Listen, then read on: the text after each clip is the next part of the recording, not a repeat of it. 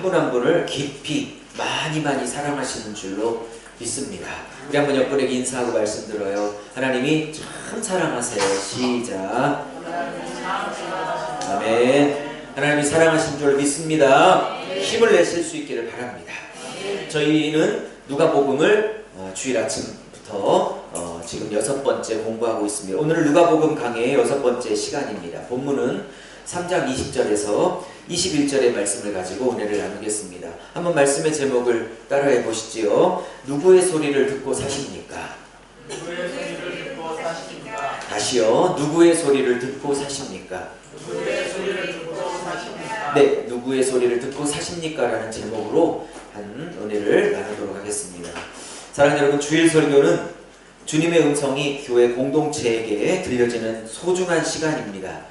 오늘 본문을 통해서 저에게 들려주셨던 음성이 여러분에게 들려주셔서 우리 교회와 각 가정 한 분 한 분의 성도님들에게 분명한 주님의 음성이 들려질 수 있게 되기를 축복드립니다. 오늘 본문은 예수님이 세례 요한에게, 침례 요한에게 침례를 받으시는 장면입니다. 본래 이 침례, 세례라는 것은 자신이 죄인임을 인정하는 사람들만 받는 것입니다. 예수님은 우리와 같은 몸을 입고 오셨을지라도 그분에게는 요만큼의 죄악도 없으셨던 분이십니다. 그분이 세례를 받으신다는 건 참 이상한 일입니다. 이것은 예수께서 죄가 있으셔서 받으시는 것이 아니라 우리의 죄악을 대신 짊어지시는 의식을 치르는 것입니다. 일테면 예수님이 모든 죄인들의 대표자가 공식적으로 되어주시는 날입니다. 사랑하는 여러분, 한번 질문을 드려볼게요. 인생을 사시며 참으로 고맙고 참 잊지 못할 감사한 분이 여러분의 인생에는 있으셨습니까? 그분이 아니었다면 이만큼도 내가 살지 못했을 텐데 라고 생각이 들 만한 잊을 수 없는 그러한 고마운 분이 혹시 인생 가운데 계시냐 이 말입니다. 이 질문 가운데 혹시 생각나는 분이 계십니까? 아, 참 그분 때문에 내가 이만큼 살게 되었다 라는 고마운 분이요. 저는 짧은 49을 살아오며 그런 분들이 몇 분은 계시는 것 같습니다. 제가 이 얘기를 왜 드리냐면, 제가 이 설교를 준비하면서 이 땅에 나에게 참 고맙다고 생각하는 인생의 몇몇 분들이 있는데 예수님만큼 제게 고마운 분이 이 세상에 또 있을까? 라는 생각을 해봤습니다. 저의 죄를 대신 지시고 대신 죽어주신 예수님이 아니셨다면 저는 지옥을 향해 가고 있을 것이고 또 이 땅의 생을 다하면 영원토록 지옥에 떨어져 영원토록 하나님의 심판을 받아야 할 존재인데 저를 대신하여 그리고 여러분을 대신하여 십자가에 2000년 전에 죽어주신 그 예수님이 얼마나 고마운지 말씀을 원고를 준비하며 어제 새삼스럽게 예수님이 저에게 얼마나 고마운 분인지 얼마나 잊을 수 없는 분인지 다시 한번 생각해보게 되었습니다.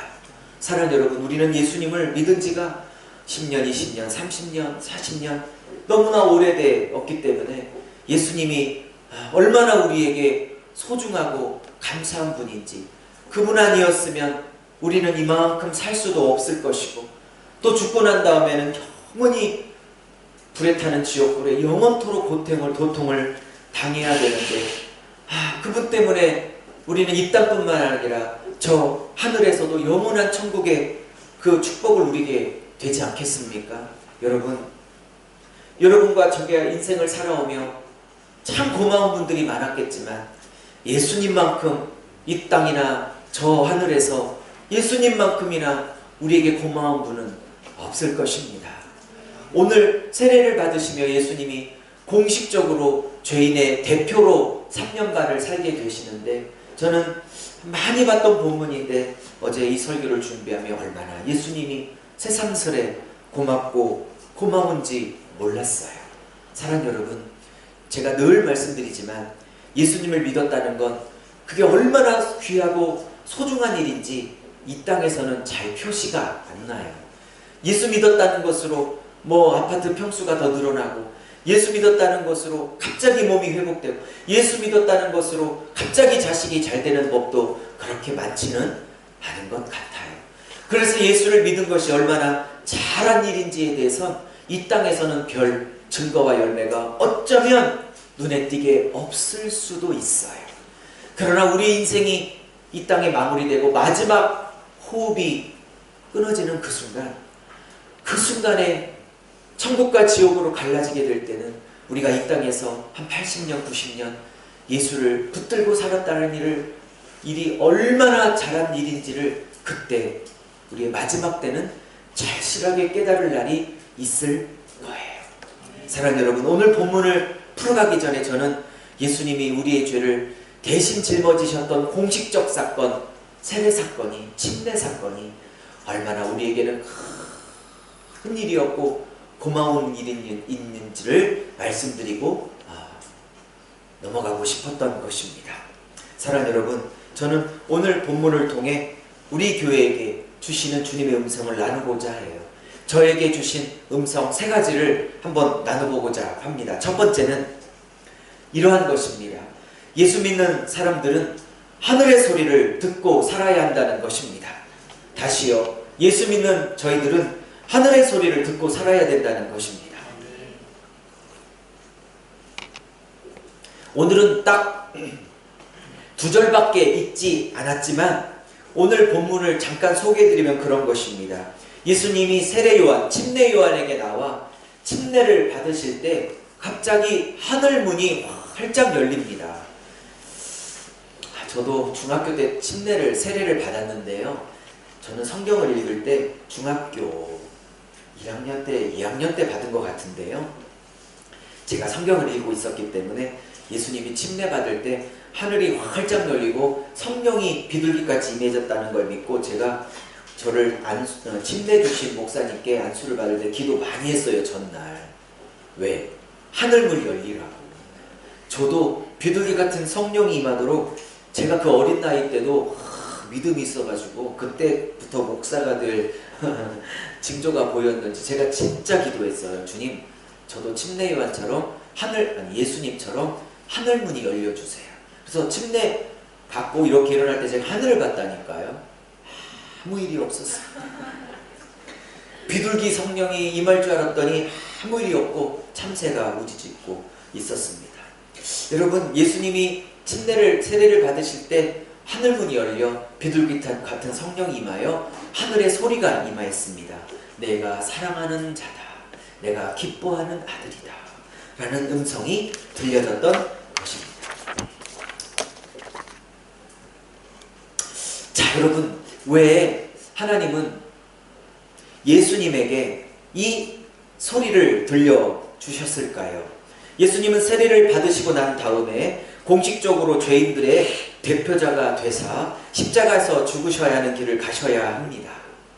그래서 하나님은 그 어려운 십자가 길을 걸어가셔야 될 예수님께 세상의 소리가 아닌 하늘의 소리를 들려주고 싶으셨던 것 같습니다. 왠 줄 아십니까? 이 십자가의 길은 세상의 소리를 들어서는 갈 수 있는 길이 아니기 때문입니다. 오직 하늘의 소리, 하나님의 소리, 하나님의 음성에 붙잡혀야만 갈 수 있는 길이기 때문입니다. 사랑하는 여러분, 저는 이런 질문을 드리고 싶습니다. 여러분은 누구의 소리를 평소에 듣고 계십니까? 그거 아십니까? 우리가 평소에 누구의 소리, 어떤 소리, 무슨 소리를 듣고 사는가가 우리를 만들어 간다는 사실입니다. 다시요, 우리가 평소에 누구의 소리를 듣는가에 따라 우리가 만들어져 간다는 사실을 아십니까? 여러분은 누구의 소리를 듣습니까? 오늘 예수는 그 어려운 십자가의 길을 3년 반 걸어가기 앞서 그 가장 처음에 하늘의 소리, 아버지 하나님의 소리를 들었습니다. 왜요? 이 소리에 붙잡혀야만 갈 수 있는 길이기 때문입니다. 여러분은 누구의 소리를 요즘 듣고 계십니까? 하늘의 소리입니까? 하나님의 소리입니까?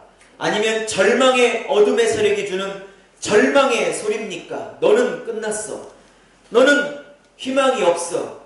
네 인생은 이대로 끝나게 될 거야. 아니, 이보다 더 못한 인생을 살 거야. 너의 자식은 너보다 더 못한 인생을 살 거야. 하나님의 소리가 하나님의 소리라고 생각하십니까? 이 절망의 어둠의 영이 주는 소리를 아멘 하시고 받으실 것입니까? 계속 하나님의 소리를 들어야 하는 것입니다. 세상에 같이 소리를 들으시면 안 되는 것입니다. 여러분, 혹시 여러분이 요즘 많이 힘들어하는 그 이유와 원인이 혹시 하나님의 소리, 하늘의 소리가 아닌 이 어둠의 소리, 사탄의 소리, 세상 가치의 소리, 사람들의 소리, 세상 사람들의 소리를 너무 많이 들어서 여러분의 내면이 세상의 가치에 어둠의 세력에 꽉 사로잡혀 그렇게 살아가고 있는 것은 아닌지 오늘 이 설교를 통해 잘 여러분 내면을 살펴보시기를 바랍니다. 여러분이 요즘 힘들어하고 있는 그것이 하나님의 소리를 들어 힘들어하고 있는 건지, 절망의 영, 세상의 영, 세상 사람들의 소리, 세상 가치의 소리에 너무 영적, 육적 귀가 노출되어 그것에 너무 점령당해 힘들어하고 있다면 빨리 귀를 닫아야 하는 것입니다. 그리고 하나님께 귀를 열어야 하는 것입니다. 제가 아까 얘기했죠. 우리는 평소에 누구의 소리를 듣고 있느냐에 따라 우리가 만들어져 가고 있다고요. 사랑하는 여러분, 누구의 소리를 듣고 계십니까? 내가 누구의 소리에 귀부리고 내가 누구의 소리에 마음에 그리고 마음의 관심이 향해 있는지 잘 살펴보십시오. 성도 여러분, 예수 믿는 사람들은 하늘의 소리를 들어야만 사는 존재들입니다. 아멘이시지요? 그런데 우리가 예수 믿는 성도들이 하늘의 소리로만 살 수 있는 자들이 하늘의 소리가 아닌 다른 소리에 더 많이 집중하고 더 많이 기울이고 더 많이 관심을 가지고 더 많이 채우고 있으니 하나님의 소리, 하늘의 소리가 아무리 내게 들려져도 들려질 수가 없는 것입니다. 사랑하는 여러분, 오늘 제가 나누고 싶은, 그리고 이 교회 담임 목사인 저에게 주셨던 첫 번째 주님의 음성은 너는 누구의 음성을 요즘 듣고 살고 있냐는 것입니다. 주님은 십자가 3년 십자가의 고난의 길을 이제 막 시작하기 전에 예수님은 하나님 앞에 하늘의 소리를 들었어요. 하늘의 소리를 듣고 평생 끝까지 승리하셨던 것입니다. 할렐루야. 아무리 제가 이 첫 번째 교훈을 아무리 강조하고 강조해도 지나치지 않은 것 같아요. 사랑하는 여러분, 저와 여러분은 정신 차려야 하는 것입니다. 세상 소리에, 세상 가치, 세상의 기준에, 세상의 평가에, 절망의 영에 너무 귀를 열어놓고 노출하고 산 것은 아닙니까? 요즘. 그러니 다시 주님 앞에 주님의 온생에 귀를 기울일 수 되기를 바랍니다. 두 번째입니다. 설교자에게 주신 두 번째 음성은 이러한 거였어요. 그렇다면 예수님에게 들려주셨던 하나님의 하늘의 음성, 하늘의 소리는 무엇일까요? 두 번째, 우리는 이런 음성을 계속 듣고 살아야 하는 것입니다. 무엇이냐? 우리가 들어야 될 음성은 무엇이냐? 내가 너를 사랑하고 기뻐한단다 라는 음성을 듣고 살아야 한다는 것입니다. 그렇습니다. 사랑하는 여러분, 하나님이 우리 안에서 오셔서 가장 처음 하시는 일은 뭐 방언을 주거나 물질의 축복을 주거나 자녀의 축복을 주시는 일 물론 하시지만 그분이 가장 먼저 하시는 일은 그것이 아닙니다. 성령께서 우리 안에 오셔서 그리스도의 영이 우리 안에 오셔서 가장 먼저 하시는 일은 무엇이냐? 너는 나에게 사랑받는 아들이다. 너는 나에게 사랑받는 딸이다. 내가 너를 사랑하고 기뻐한단다. 아들아, 딸아, 너는 나의 자녀란다. 너는 나의 소유란다. 너는 내 것이란다. 내가 너를 많은 사람 중에 구별하여 불렀느니라. 내가 너를 지명하여 불렀나니 너는 내 것이란다 하는 자녀라는 확신과 음성을 먼저 들려주시는 분입니다. 할렐루야. 오늘 본문에 하나님께서 예수님에게 처음으로 들려주는 음성이 내가 너에게 능력 주겠다. 내가 너에게 불 주겠다. 내가 너에게 방언 주겠다. 내가 너에게 전 세계적으로 쓰는 부흥 강사로 쓰겠다. 내가 너에게 물질을 주겠다. 이런 얘기 먼저 하지 않으셨습니다. 하나님이 예수님 십자가의 길을 공식적으로 오늘 걸어가는 대표자가 되신 오늘 하나님은 예수님에게 첫마디 처음으로 하셨습니다. 아들아, 내가 너를 사랑한다. 아들아, 내가 너를 기뻐한다.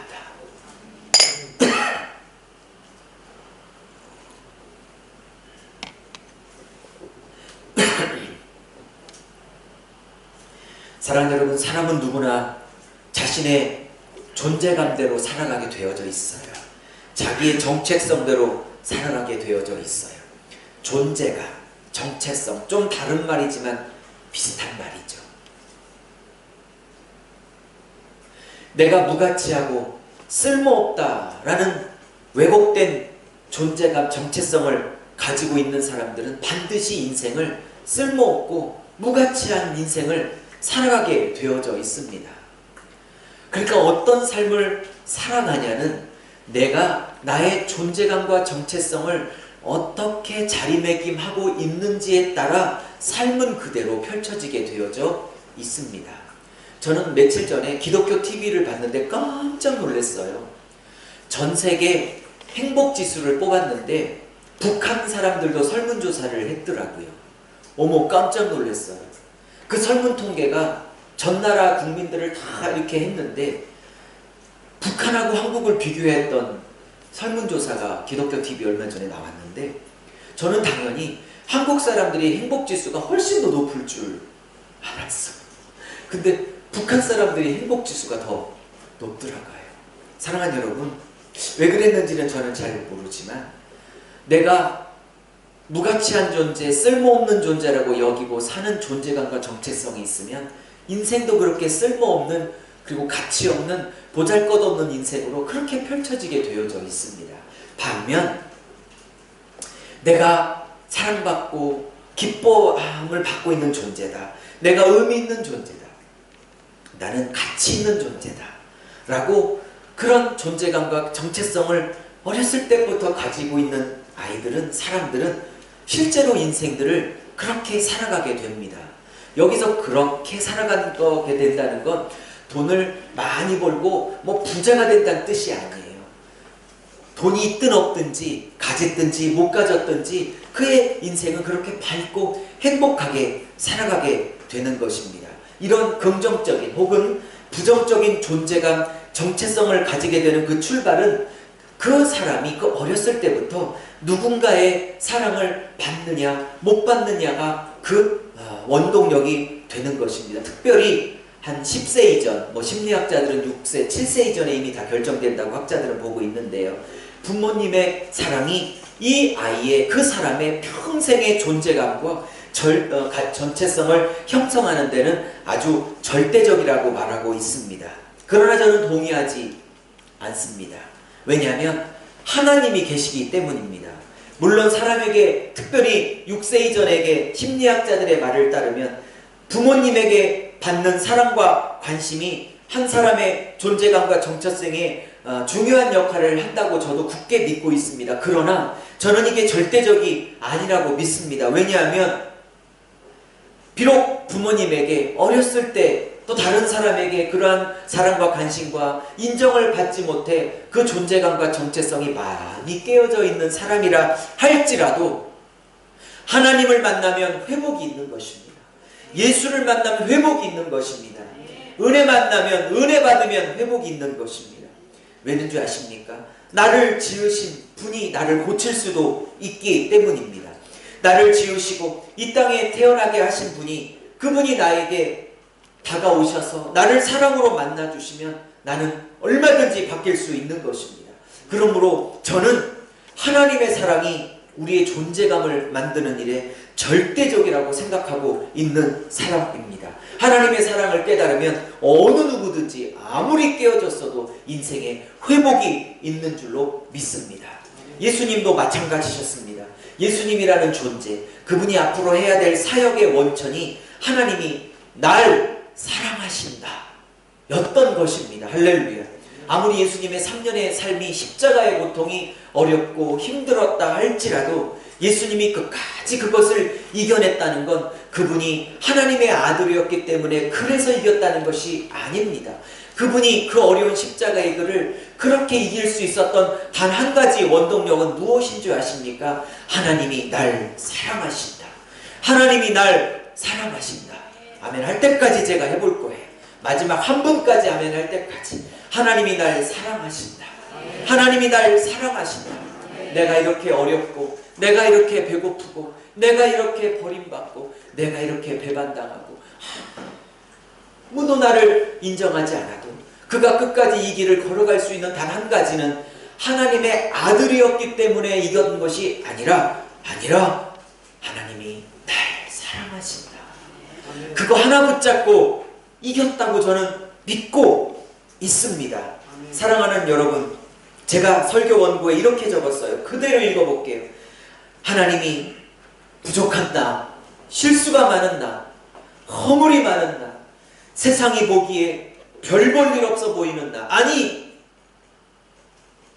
내가 보기에도 별 볼 일 없어 보이는 나, 그런 나라 할지라도 하나님은 나를 사랑하신다 라는 믿음을 가지십시오 라고 이렇게 제가 설교 원고를 작성하며 이 말씀을 전할 때 우리 성도들이 여기에 아멘하고 은혜를 받았으면 좋겠다 하는 마음으로 이 문장을 썼습니다. 우리가 이 세상을 살아갈 때 가져야 될 자기 확신이 있어요. 일종의 거룩한 암시, 일종의 거룩한 쇠뇌, 일종의 거룩한 자기 확신이라고 할까요? 내가 어떤 상황, 어떤 처지, 어떤 형편에 처했다 할지라도 하나님이 나를 사랑하시고 나는 하나님께 사랑받는 아들이요 기뻐받는 딸이다. 할렐루야. 사랑하는 여러분, 마귀가, 사탄이 성도들을 가장 힘들 때는 언제인 줄 아십니까? 남편이 잘 되고 물질이 잘 들어오고 자녀들이 잘 자라주고 건강이 충만하고 뭐 이럴 때 사탄이 우리를 흔들기도 하지요. 그런데 우리가 이렇게 눈에 보이는 것들이 형통하고 잘 풀려갈 때 사탄이 흔들어도 이렇게 잘 흔들리지는 않는 것 같아요. 그런데 짧은 목회 경험 중에, 그리고 짧은 인생을 개인적으로 살아오며 목회 경험이든 개인적 경험이든 사탄이 우리를 마구 흔들 때, 성도님들이 많이 흔들릴 때는 형통하고 일들이 잘 풀릴 때보다는 개인이나 목회 경험으로 봤을 때 삶 속에 어려움이 많을 때 사탄이 우리를, 그래 우리의 믿음을, 신앙을 흔들릴 때 저도 그렇고 성도님들도 그렇고 사람인지라 많이 흔들리곤 하더군요. 그때 그들이 흔들며 사탄이 우리들에게 하는 속삭임은 이러한 것입니다. 하나님이 너를 사랑하신다면 어떻게 너에게 이러한 삶을 살도록 하실 수 있어? 그래서 그들은, 사탄은 우리에게 그럴 때마다 두 가지 의심을 들게 합니다. 첫째, 하나님은 살아계시지 않아. 그런데 이 속삭임은 우리는 넘어가지 않습니다. 적어도 로고스 교회 성도들 정도의 수준이 되면 하나님의 살아계심을 의심할 분은 아무도 없다고 저는 우리 집사님들과 청년들을 믿고 있기 때문입니다. 그런데 두 번째 속삭임에는 우리 로고스 교회 성도들마저도 가끔은 이 속삭임이 사탄의 속삭인 걸 알면서도 아는데도 흔들릴 때가 있지요. 두 번째 속삭임은 무엇인 줄 아십니까? 하나님이 널 사랑하지 않는가 봐. 하나님이 널 사랑하면 이렇게까지 너를 방치할 수는 없는 거잖아. 이렇게까지 너의 건강을, 이렇게까지 너의 가정 경제를, 이렇게까지 너의 결혼 생활을, 이렇게까지 네 자식을 하나님이 이렇게까지 방치할 수는 없는 거잖아. 라는 사단의 두 번째 속삭임에 어쩌면 우리 로고스 교회 성도들도 마구 흔들릴 수도 있겠다는 생각을 제가 해보게 된 것입니다. 우리는 두 가지 소리에 늘 선택을 해야 되는 삶을 살아가게 됩니다. 이렇게 한 가지 음성이 선포됩니다. 아무리 힘들고 아무리 어렵고 아무리 버림받아지고 아무리 방치된 것 같은 인생이라 할지라도 내가 널 사랑한다. 너는 나의 사랑받는 딸이다. 내가 너의 가정을 축복한다. 내가 너를 지명하여 불렀느니라. 라는 음성이 계속 들려올 것이고, 또 한쪽의 소리는, 또 한쪽의 음성은 너의 삶의 형편과 처지가 이러한 걸 보면 하나님이 살아있지 않거나 혹은 살아계시다 할지라도 다른 사람은 몰라도 너의 가정, 너의 인생은 하나님이 사랑하지 않는가 봐. 그런 하나님, 뭐 좋다고 믿고 헌금하고 그렇게 주일 성수하고 날마다 기도하니 다 때려치고 너도 네 살 길 찾아. 네 힘으로 빨리 네 인생을 건사해봐. 더 늦기 전에 하나님 말고 다른 방법을 찾아봐. 라는 두 번째 음성이 날마다 아침마다 저녁마다 순간마다 들려지게 될 것입니다. 제가 아마 사탄이 혹은 하나님이 그럴 것이라고 예상하고 영적으로 거룩한 상상력을 동원하여 이렇게 설교했는데 거의 맞이지 않나요? 거의 비슷하지 않아요? 거의 비슷하면 끄덕여 보세요. 아니면 전혀 잘못 짚었으면 이따가 식사할 때 여러분이 들었던 또 다른 음성을 저에게 들려봐 주십시오. 저는 이 큰 범주 두 가지 안에서 여러분과 저는 날마다 싸움을 하고 있다고 믿습니다. 이 두 가지 소리 중에 어떤 소리를 들을지는 우리가 결정해야 하는 거예요. 그러므로 저는 예수 믿는 그리스도인들이 매일 아침마다 매 저녁마다 아니 순간마다 분초마다 사탄의 소리, 세상 평가, 심지어는 내가 내 자신에게 하는 소리가 아닌 하나님의 소리, 하늘의 소리, 어떤 형편과 어떤 처지에 있다 할지라도 내가 너를 지명하여 불렀나니 너는 내 것이라. 내가 너를 사랑한다. 내가 너를 축복한다. 이 하나님의 소리를 붙들 수 있는 저와 여러분 로고스 교회 모든 성도들이 되어지기를 주님의 이름으로 축복드립니다. 마지막 메시지입니다. 그런데 이런 하늘 소리가 언제 우리에게 또렷이 들려질까요? 이런 소리는 늘 분초마다 우리에게 들려지고 있는데 잘 안 들려지시지요. 그런데 이런 분초마다 주님은 우리에게 이런 소리를 하고 계신데 우리가 이 소리를 분초마다 잘 못 들어요. 일상의 바쁜 삶을 살아가다 보니 잘 못 들을 때가 있죠.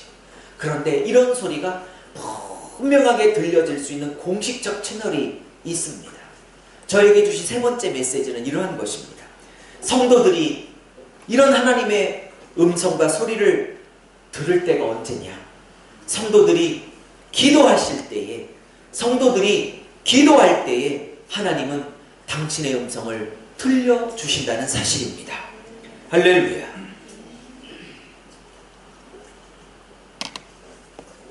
사복음서에는 독특한 관점이 있습니다. 마태복음에는 예수님을 왕으로 그리고 있습니다.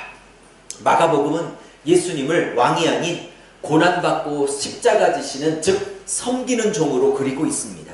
요한복음은 왕도 아니고 섬기는 종도 아닌 관점이 조금 다릅니다. 태초부터 하나님이 육신을 입으셔 이 땅에 오신 분이라 라는 관점을 갖고 있습니다. 그런데 누가복음은 다른 복음서와 달리 관점이 더 독특합니다. 그러니 4명이 쓴 복음서가 관점이 다 독특하게 다르니 예수님의 4가지 면을 풍성하게 볼 수 있는 축복을 우리에게 4권으로 허락해 주신 것입니다. 할렐루야. 누가복음의 관점은 무엇이냐? 예수님을 우리와 똑같은 사람으로 묘사하고 있는 것이 누가복음입니다. 단 하나, 예수님이 우리와는 달리 죄를 짓지 않으신 것 빼놓고는 우리랑 똑같은 분으로 묘사합니다. 다시 말해 예수님은 우리랑 똑같이 배고프셨고, 예수님은 똑같이 우리처럼 고독하셨고, 예수님은 똑같이 우리처럼 배반을 당해보셨고, 예수님은 똑같이 우리처럼 억울해 보셨고, 예수님은 똑같이 그 피곤의 잠을 이기지도 못하여 배에서 주무시기도 하신 분으로 누가복음은 그리고 있습니다. 그러므로 누가복음을 읽을 때 하나님이기 때문에 당연히 이기셨겠지, 이렇게 읽지 마시고 누가복음을 읽으실 때는 예수님도 나랑 똑같은 연약한 몸으로 오셨지 라고 생각해야 하는 것입니다. 사랑하는 여러분, 그러기에 오늘 누가복음은 아주 독특한 단어를, 다른 복음서에 없는 한 단어를 쓰고 있습니다. 오늘 예수님이 세례를 받을 때, 침례를 받을 때 하늘문이 열려 비둘기 같은 성령이 임하고 내 사랑하는 아들이여 기뻐하는 자라는 이 음성이 들려진 건 마가복음, 마태복음에 다 나옵니다. 다 나와요. 그런데 똑같이 나오는데 누가복음에만 나오는 단어가 있어요. 그 단어가 뭐냐면 이런 겁니다. 예수께서 세례를 받고 올라오실 때 기도하실 때 하늘문이 열렸다고 말합니다. 이 기도하실 때 하늘문이 열렸다. 기도하실 때라는 단어는 마태, 마가, 요한복음에는 없고 오직 누가복음에만 나오는 단어입니다. 그러니 누가에게는 그냥 하늘이 열린 게 아니라, 그냥 음성이 들린 게 아니라, 누가가 바라봤던 예수님의 신앙은 뭐냐? 기도하실 때 하늘이 열려 음성이 들려졌다는, 누가에게는 기도를 강조하는 기도 신학이 있는 것입니다. 이분이 엘리트 의사 출신 아닙니까? 예나 지금이나 엘리트는 의사입니다. 이렇게 엘리트 지식이 많은 분이 이렇게 무릎 꿇어 기도하는 기도를 강조했다는 건 참 의미가 심장하다고 저는 여겨집니다. 말씀을 마무리하고자 합니다. 예수님도 저절로 이기고 저절로 승리했다고 누가는 말하지 않습니다. 왜? 누가는 예수님도 똑같은 우리랑 똑같은 연약함을 갖고 있는 동일한 사람이라는 것을 전제하고 쓰고 있기 때문입니다. 우리랑 동일한 연약함을 갖고 있는 그가 어떻게 이길 수 있었을까요? 어떻게 하나님의 음성을 들을 수 있었을까요? 그것은 바로 기도하셨다는 겁니다. 그도 이기기 위해 기도하셨습니다. 예수님은 자신의 능력에 의지하지 않고 항상 기도하셨습니다. 항상 하나님의 능력을 100% 의지하셨습니다. 예수님마저도 기도하여 음성을 듣고 예수님마저도 기도하여 이기셨다면 우리도 당연히 기도해야만 하지 않겠습니까? 할렐루야. 사랑하는 여러분, 기도하지 않는데 세상 소리를 끊을 수 있을 것 같습니까?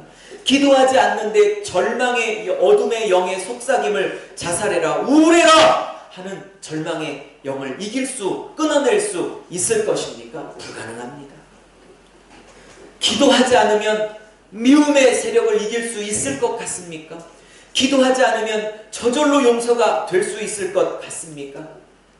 여러분의 육신의 피곤도 한두 번이지, 예배 때마다 기도할 때마다 자꾸 졸음이 오고 예배할 때마다 기도할 때마다 자꾸 졸리는 건 영적인 문제지 육신의 피곤만의 문제가 아닙니다. 물론 피곤하면 한 번, 두 번 제가 좀 많이 봐드릴게. 10번 정도는 52주 예배 중에 졸 수는 있어요. 그건 그야말로 육신의 피곤이에요. 일주일 동안 얼마나 힘드셨는지 안타까울 때가 있어요. 그러나 여러분 52주에 반, 3분의 2가 예배 때나 기도할 때 늘 졸린다. 이것은 육신의 피곤의 문제 플러스 더하여 반드시 영적인 문제입니다. 그런데 기도하지 않고 부르짖어 기도하지 않고 어떻게